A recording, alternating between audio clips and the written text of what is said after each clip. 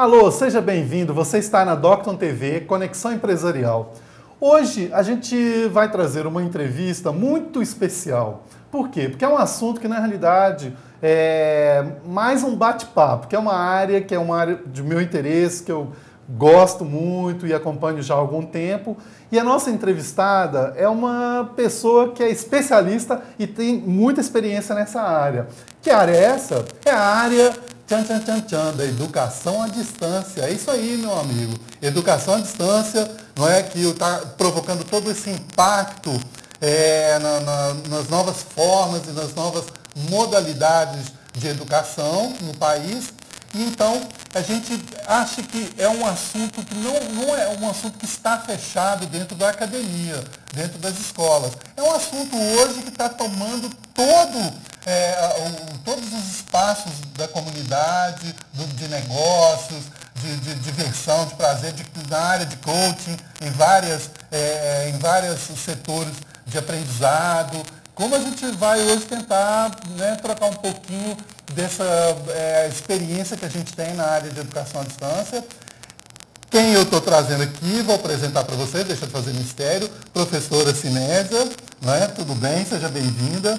Eu e a Cinésia, a gente trabalha junto num projeto da Rede Docton em parceria com a Uniub, a Universidade de Uberaba, onde a Docton, na região aqui, é a sede polo, da Uniub, da educação à distância da Uniub. A Uniub tem uma experiência já muito longa, de longa data na área de educação à distância, e a professora Cinésia é a coordenadora do polo. Mas, Cinésia, agora uma curiosidade, que eu já te conheço há tanto tempo ainda e nem eu sei. Como é que você entrou na área da educação? Como é que você começou a se envolver? Porque a Cinésia é professora, Como é que você entrou, que você foi mordida pelo mosquitinho? Bom, acho que é herança de família, Minha mãe é professora e eu estudei aqui em Caratinga e comecei a minha carreira lá no estado do Pará, em Conceição do Araguaia, na Fundação Bradesco. E ali eu fiquei bastante tempo atuando em sala de aula, ministrando aula, e quando eu me especializei em pedagogia, na área de supervisão, coordenação, e quando eu retornei para Minas, eu vim para Caratinga e ainda... E essa atividade na área pública, A Fundação Bradesco... Era com a Fundação Bradesco. Isso. E depois eu vim para Minas, na área pública, mas também trabalhei como professora de ensino superior. Tá. Na época estava precisando formar os professores da escola, da rede pública, Eles precisavam se graduar. Então, houve uma parceria da universidade com a prefeitura e a gente montou essa turma e eu trabalhei também dando aula no ensino superior. E depois eu vim para Caratinga, também trabalhando no ensino superior, e fui convidada a ministrar aulas em módulos de cursos EAD. Então, eu comecei... Já na Uniub? Na Uniub, tá. A convite da Marlene Assunção, que foi nas licenciaturas. Nas licenciaturas, curso de pedagogia, que é o carro-chefe da instituição. E logo em seguida eu fui convidada para assumir a coordenação do curso, Mas já tendo assim, uma longa experiência de sala de aula, projetos. Assim, pela sua experiência, pela sua história... Esse impacto, em que momento assim, que você percebeu que esse impacto da educação à distância, principalmente na área da educação, que é a sua área, quando é que você percebeu assim? Foi logo nas primeiras turmas ou na formação, depois das primeiras turmas? Foi impactante ou demorou assim, para se perceber? Olha, assim que eu cheguei, eu já fiquei surpresa com a quantidade de alunos na sala de aula. Então, eu esperava encontrar menos pessoas, A gente já via uma mistura de faixa etária, na sala de aula. Isso tem quantos anos, mais ou menos, assim, aproximadamente? Já tem uns 3 anos. 3 anos. Porque esse impacto da educação mesmo à distância deve ter aqui na região, deve ter mais ou menos isso, Uns 4 a 5 anos no máximo. Porque o que foi acontecendo? As turmas de pedagogia da Uniub, elas foram assim, despontando, os nossos alunos foram fazendo concursos públicos. Sim. E foram passando, né, ocupando os primeiros lugares. Então, isso fez com que a instituição ganhasse credibilidade, as pessoas acreditassem mais no ensino à distância, né, e realmente a gente tem tido uma demanda muito grande ultimamente. Esse é o que eu também percebo muito. O impacto da possibilidade da formação à distância é muito visível nas primeiras turmas, né? A gente vê logo quando as turmas começaram a entrar, não é? Pelo menos assim, na experiência que eu tenho de alguns cursos à distância que eu já fiz, né? Do famoso semipresencial, né? Do ensino superior. Depois, mais tarde, a gente vai falar sobre outros tipos de curso. Mas do semipresencial, a pessoa, era no início, isso há 5, 6 anos atrás, era a pessoa vislumbrar a possibilidade dela poder ter uma formação em casa. Não é? E eu acho que isso foi marcante, assim, para você dar acesso, não é, à educação a gente que não tinha condição, né, de estudar, que não tinha condição, às vezes, de se deslocar. Morava aqui na nossa região, por exemplo, morava em Ipanema e não podia vir aqui às faculdades daqui da cidade. Essa flexibilidade, ela despertou, né, um grupo de pessoas que realmente estavam à margem mesmo. Né? Eram pessoas que não tinham acesso ao curso presencial pela localidade que ele mora, até mesmo pela renda que a pessoa tem e também pelo fato de ter que estar frequentando uma sala de aula todos os dias. Sim. Né? Então, são pessoas que trabalham e que precisam trabalhar para se manter. Né? Então, essa flexibilidade que o ensino à distância trouxe abriu esse leque para esse público. Né? Ele pode estudar em casa, ele faz o horário dele. Né? Ele tem os momentos em que ele vem ao polo, mas ele tem toda uma flexibilidade de horário. Né? E eu acho que depois também que a gente percebeu essas turmas se formando, né, ao longo do processo de educação e de formação, a gente percebeu que saiu dessas turmas de educação à distância, saíram alunos muito bons, né, com uma formação que surpreendeu e inclusive era um preconceito que havia muito grande no início da EAD. Isso, os primeiros cursos de EAD que eu acompanhei, que tem quase uma década isso, havia um preconceito muito grande, a educação à distância, sem a presença do professor, sem a mediação do professor, isso não vai dar certo. E isso foi respondido com as primeiras turmas, depois do que você estava comentando. Olha só, eu estava coordenando a princípio o polo de Timóteo e Caratinga. Então, a gente via que os nossos alunos, eles tinham sempre uma dificuldade quando eles iam para as escolas, nas chamadas, né, a questão da designação. Sim. O aluno já chega numa certa etapa do curso que ele pode ser designado, ele já pode ministrar aulas. Então, os alunos do EAD, quando eles chegavam nessas chamadas e que as pessoas da escola viam que eram alunos de EAD, eles já eram vistos com preconceito. Sim, claro. Né? Já eram tidos assim, né? Não eram vistos com bons olhos. Mas com o passar do tempo, e a atividade deles mesmo, né? E especificamente a Uniub, com o currículo que ela tem, a matriz curricular que ela possui, com o tempo e com o desempenho dos alunos, né? Quando eles foram realmente para a sala de aula e mostraram todo o desempenho deles. Então, esse preconceito foi realmente acabando, tanto que hoje os alunos relatam que quando eles chegam e mostram uma declaração ou um histórico cuja a instituição é Uniub, as pessoas já têm respeito. As pessoas já conhecem e sabem que realmente é uma instituição séria que realmente prepara o aluno. Construiu esse nome com certeza. Ao longo do processo. Então, a gente tem vários relatos dos alunos em relação a isso. Verdade. É isso aí. Gente, olha só, no próximo bloco a gente vai continuar esse nosso bate-papo. Hoje estamos em clima de bate-papo, né? Eu e a Cinésia aqui. No próximo bloco a gente vai falar um pouquinho mais sobre realmente o que é a questão do ensino à distância, da educação à distância, quais as modalidades, né, que nós temos e como é que isso está impactando no Brasil hoje, tá ok? Então fique com a gente aí no próximo bloco, mais informação para você.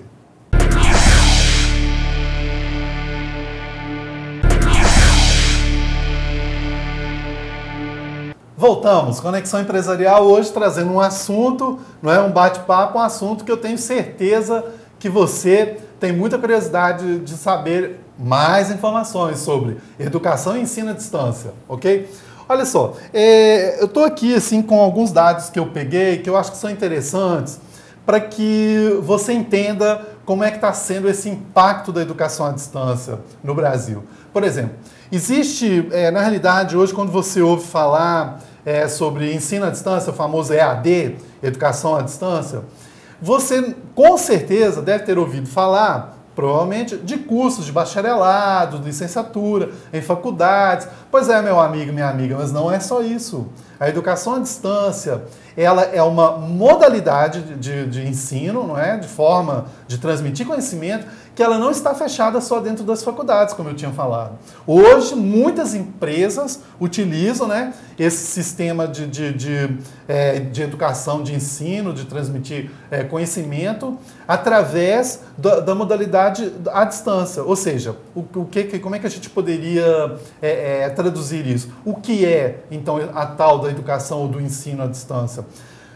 Uma forma de transmissão de conhecimento em que alguém, não é, longe do seu receptor, com um veículo no meio, no caso aqui, por exemplo, o seu computador, a internet como forma de meio, não é? E um conteúdo que eu, como produtor desse conteúdo, tenho interesse em transmitir para você. Então, algumas empresas já utilizam isso para treinamento dos seus colaboradores.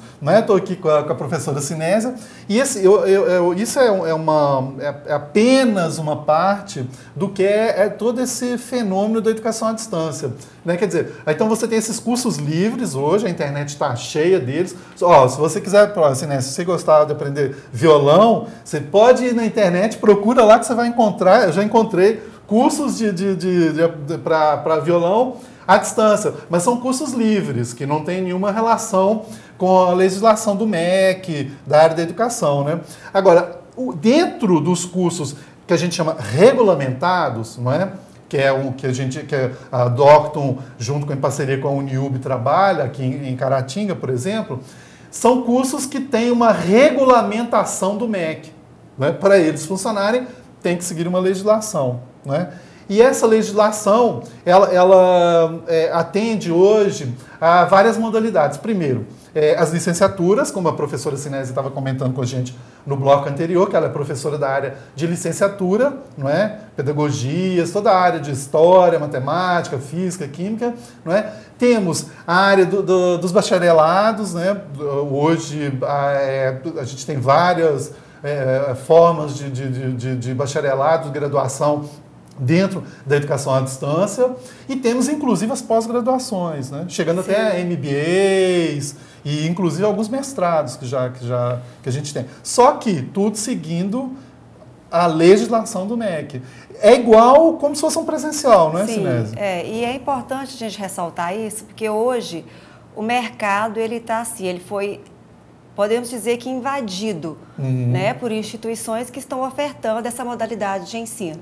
Né? Até mesmo pela flexibilidade, pelo fato do aluno não ter que estar na instituição todos os dias, mas o público, o candidato que se interessa por essa modalidade, ele tem que ter muito cuidado quando ele for procurar uma instituição. Né? Primeiro, ele saber se está tudo regulamentado pelo MEC, né? Porque nós sabemos que exige toda uma legislação que você tem que estar regulamentado, porque senão depois você pode correr o risco de você ter um diploma aí invalidado. Invalidado. Eu acho assim, hoje eu percebo muito assim também que o mercado, ele mesmo começa a selecionar. Por exemplo, a gente tem um amigo meu que brinca muito assim, naquelas portinhas de estilo McDonald's que abrem para todo lado oferecendo educação à distância, o próprio mercado está selecionando. Né?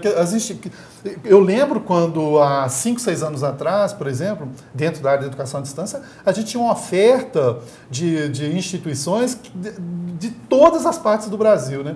E hoje, se você, com a entrada desses grandes grupos de educação, né, que acabaram juntando, anexando algumas instituições em um grupo só, a gente teve um filtro, eu acho, assim, na educação à distância. Então está cada vez ficando só realmente as instituições que mostraram capacidade e competência na formação à distância. Porque vai indo, a instituição não consegue se manter. Uhum. Né? E outro fato interessante e também importante para o aluno prestar atenção, isso aí eu até vi numa entrevista com um conselheiro, né, do Conselho Nacional, do Conselho Nacional de Educação, em que ele diz que é muito importante você perceber a instituição que oferta o ensino à distância, ela tem uma experiência também no ensino presencial. Isso faz toda a diferença.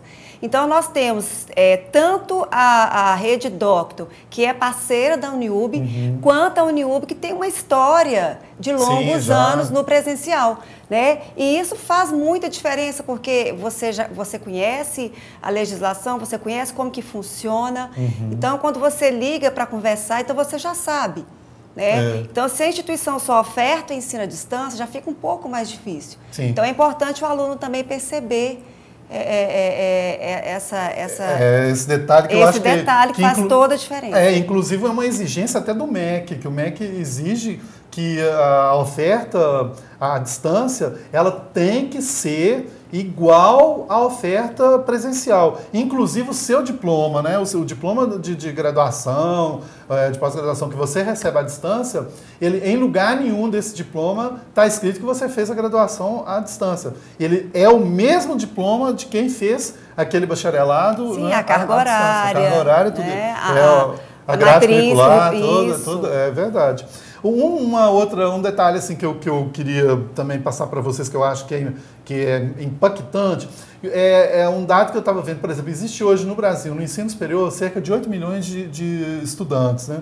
A gente tem a nível presencial, não é? E à distância.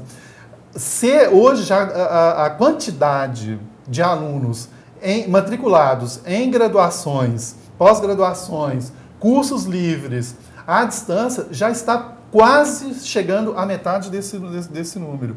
Então, a gente está tendo um crescimento, vendo e percebendo um crescimento na área da educação à distância, que realmente vai provocar um impacto muito grande na educação.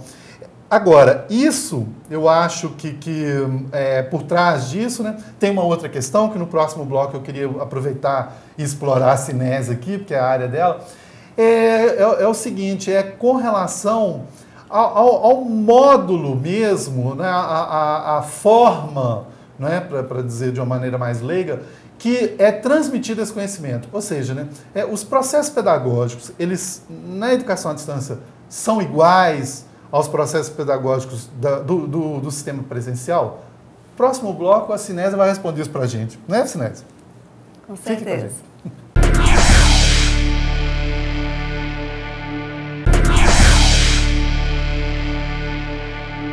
É isso aí, estamos agora de volta à Conexão Empresarial hoje, falando sobre educação e ensino à distância, não é? Com a professora Sinese, aqui me acompanhando nesse nosso bate-papo. E uma informação que eu também gostaria de compartilhar com vocês, que eu acho importante, é o seguinte: muitas instituições hoje, no sistema presencial mesmo, elas têm uma possibilidade junto ao MEC de você oferecer dentro do presencial já modalidades de algumas disciplinas à distância, que é o famoso, para quem conhece, os famosos 20% da carga horária de cursos reconhecidos poderem ser ofertados à distância. E aí a gente fica pensando o seguinte: pois bem, o aluno da educação à distância, né? Inclusive, outra coisa que eu acho legal, assim, vocês sabiam qual é o perfil desse aluno no Brasil? Mais da metade são mulheres, não é?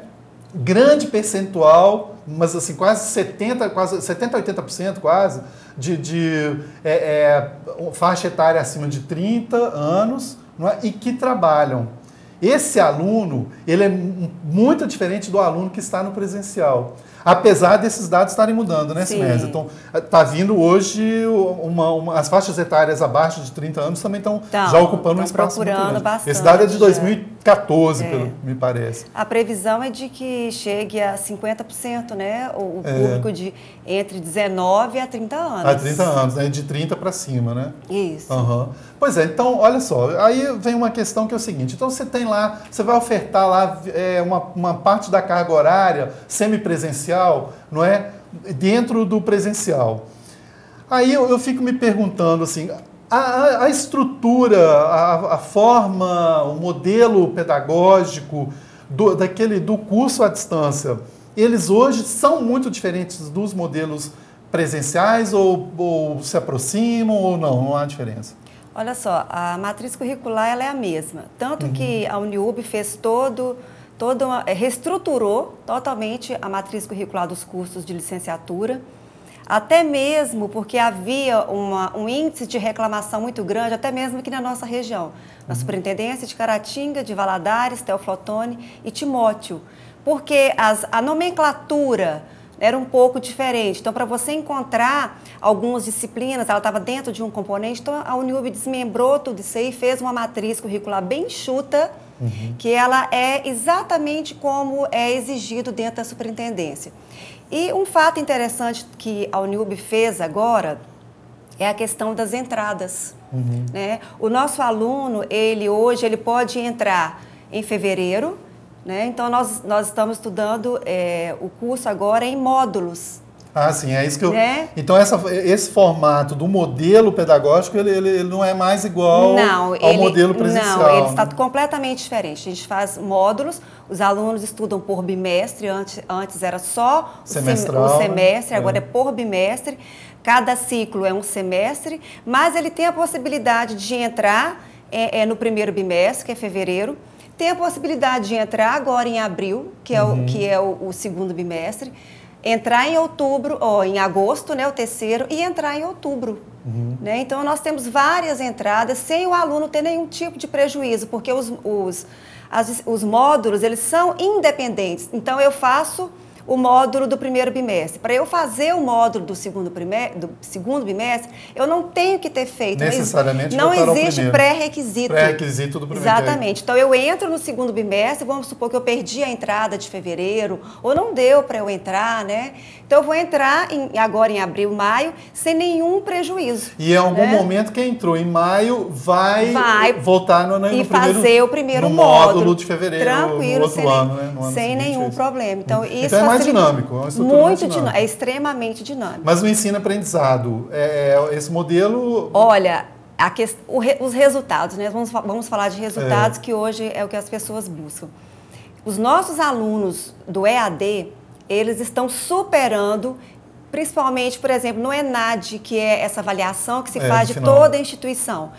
É uma avaliação federal, a nível federal. Os alunos do EAD, eles têm tido nota superior aos alunos do presencial. E eu tenho alguns alunos que eles fazem simultaneamente um curso no presencial e outro curso no EAD. E eles todos relatam, que eles aprendem muito mais no ensino à distância do que no presencial. Por quê? Pelo fato dele ter que ler muito, dele ficar, não vou dizer muito sozinho, mas depende de leitura, é um processo mais dinâmico, né? Então ele lê bastante e o material realmente é muito rico. Então o aluno, ele acaba tendo um aproveitamento melhor, né, quando ele faz esse ensino à distância, porque ele tem que ter disciplina, ele tem que ter horário, né, para que ele realmente alcance o sucesso. Tem uns dados que eu vi no Rio de Janeiro. Eu cheguei a fazer um curso de licenciatura na Federal do Rio de Janeiro pela Unirio. E na época, era uma época que eu estava fazendo mais por curiosidade mesmo, que eu também estava muito interessado na educação à distância, e eu pesquisava muito. Eu vi uns dados lá na Unirio, que eu achei muito interessantes. O índice de alunos, não é? Que saíam das graduações presenciais e que saíam da graduação à distância e que iam fazer as provas, basicamente, provas de concurso público e provas de seleção de mestrado nas federais, a diferença de aprovação era de quase 3 para 1 do aluno à distância para o aluno presencial. Então, é uma formação, e eu falo isso, por exemplo, que por experiência, que leva o aluno a ter um envolvimento com o conteúdo muito interessante. A minha teoria, assim, eu não sou teórico da área da educação, mas assim, eu acho que muito essa questão do AVA, né, que é esse espaço, né, um ambiente virtual, que fica... Ele é bastante dinâmico. Não é? E leva... eu me lembro que por diversas vezes eu estava em casa, por algum professor deixava lá no ambiente uma tarefa, não é? Um assunto específico para a gente estudar, e eu acabava só com o material, com o vídeo que o professor mandou, eu acabava me interessando e ia buscar, porque você já está ali no ambiente onde você tem acesso hoje a todas as redes do mundo. Então o que é que acontece? Você acaba indo buscar algo mais. Então eu acho que essa ferramenta, não é? Que acaba sendo a internet, com o espaço ali, a possibilidade de você ter um espaço de busca e armazenamento de informação para depois você capturar a hora que quiser. Me pareceu, para mim, assim, pelo menos, né? Eu não sou teórico da área, mas me pareceu que me ajudou mais do que no presencial. Porque realmente você tem essa flexibilidade. Por exemplo, hoje a nossa plataforma, o nosso ambiente virtual, ela dá também condições do aluno, por exemplo, baixar os vídeos. Sim. Né? Então, ele tem essa possibilidade. Ele baixa e ele vai assistir a hora que ele pode, a hora que ele está mais tranquilo. Então, isso favorece bastante. Agora, uma coisa super importante, dá dicas aí para o pessoal, para quem estiver fazendo, ou se querendo se preparar. Qual que é o segredo para você? Porque uma coisa é você ter todo dia aula às 19 horas e você tem que estar lá, senão você vai levar falta. Outra coisa é você estar na sua casa, não é? Como é que você tem que trabalhar isso com o aluno, assim, ele criar essa disciplina, né? Porque você que vai ser o seu professor, né? Olha, hoje a gente faz uma média de que o aluno vai gastar por semana 8 horas de estudo, para ele poder assistir às videoaulas, para ele poder fazer as leituras necessárias e responder às atividades, em média 8 horas. Então você tem aí uma semana inteira, dentro dessa semana, 8 horas. Então se ele se programa, ele consegue fazer isso sem nenhum problema. E algum tempo atrás, assim, tinha também uma dificuldade que era só no computador, né? A gente tinha que assistir aula ou fazer o curso sentado em casa, no lugar lá onde estava o seu computador. E hoje não, hoje você tem notebook, até no celular. Né? Isso. Você abre o seu AVA até o celular. Você então, pode acessar se você criar essa disciplina, celular. você consegue... porque isso que eu acho que é o difícil, né? É criar uma disciplina das 8 horas, né? Isso. Divide as 8 horas pela sua semana e naquele horário assuma um compromisso com você para você poder estar ali, né? Outra questão que eu acho importante, assim, também é o seguinte... Que áreas hoje, por exemplo, a Uniub está atuando na educação à distância, não é? Que também a gente encontra aí oferta no presencial? Nós temos hoje todas as licenciaturas, pedagogia é o nosso carro-chefe, né? É um curso que é muito procurado, letras, geografia, história, matemática, e temos na área de bacharelado, ciências contábeis, administração, e temos o tecnólogo de recursos humanos. Sim. Em recursos humanos. E agora também foi um curso bastante procurado. E agora está chegando também, que diz que é o boom agora, é a tal das engenharias. Sim, né? nós temos vários polos que as engenharias são à distância. E as pessoas perguntam, engenharia à distância, por incrível que pareça, os laboratórios, inclusive, tem virtuais. Tem os laboratórios e tem as aulas práticas também no polo, né? Tem os laboratórios também físicos, né? E funcionam muito bem. Muito bom. É isso aí, gente. Então, nós vamos terminando aqui o nosso bate-papo. Foi um verdadeiro bate-papo, Sinésia. Muito obrigado por você ter vindo. Eu que agradeço a oportunidade. Assim, eu acho que é muito bom quando a gente traz alguém aqui ao programa que tem a experiência prática e teórica a respeito de uma área, assim, para que a gente possa passar essa informação com segurança e tranquilidade e tirar as dúvidas de quem está em casa, né? Normalmente, aqui para o final do programa, a gente sempre deixa a palavra para o nosso entrevistado e eu queria que você ficasse à vontade para você falar aí para o pessoal de casa um pouquinho a respeito dessa questão da educação à distância hoje como grande revolução. Olha, eu acho que hoje nós precisamos parar e pensar no seguinte, em meio a todas essas situações que a gente está vivendo no país, a educação ainda é o caminho que pode abrir portas, né, nos levar a um lugar onde nós possamos realmente alcançar o sucesso. Então, realmente é a principal ferramenta para que você possa crescer, é você adquirir conhecimento, Então, se você hoje tem aí, muitas pessoas falam, mas eu não tenho tempo, né? O meu ritmo é muito, o meu horário de trabalho é muito puxado. Então, por isso que tem o ensino à distância hoje, para poder facilitar, para poder te ajudar nessa flexibilidade que você tem de horário, né? Nessa dificuldade que você tem. Então, a educação ainda é a principal ferramenta que você pode fazer uso para o seu crescimento, tanto pessoal quanto profissional. É isso aí, grande mensagem que ficou aí para você no final de mais um Conexão Empresarial. Fiquem com a gente e semana que vem um novo entrevistado, um novo bate-papo.